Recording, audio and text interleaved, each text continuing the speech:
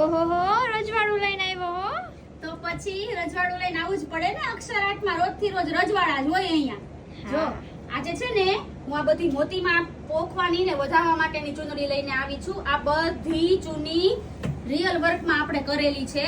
સેજે ભટકાશે કે સેજે ભરાશે તો તરત જ તૂટી જશે, કેમ કે આપણે રિયલ મોતીમાં કરી છે. ખોટા પ્લાસ્ટિકના મોતીમાં આપણે કસ્ટમરને નથી આપતા. દીદી, આ મોતી માટે તો આપણે કોઈ કારીગર રાખેલા છે ને? આપણી પોતાની મેન્યુફેક્ચરિંગ છે. જો આપણી પોતાની મેન્યુફેક્ચરિંગ હોય ને ઈ કહેવામાં આપણે કસ્ટમરને શરમ નહીં રાખવાની કે આપણી પોતાની જ મેન્યુફેક્ચરિંગ છે.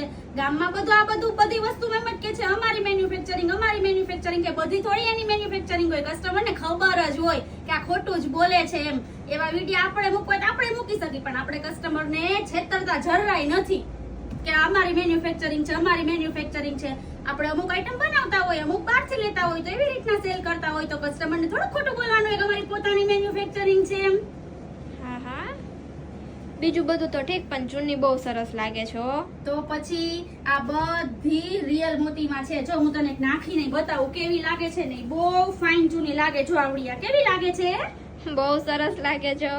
તો પછી જો તમારે આવી નવી અને યુનિક આઇટમ્સ જોઈ હોય તો મારા ઇન્સ્ટાગ્રામ આઈડી ને ફોલો કરો અને મારી યુટ્યુબ ચેનલને સબસ્ક્રાઇબ કરો, જેમની લિંક અમારા ઇન્સ્ટાગ્રામ બાયોમાં આપેલી છે. જય સ્વામિનારાયણ.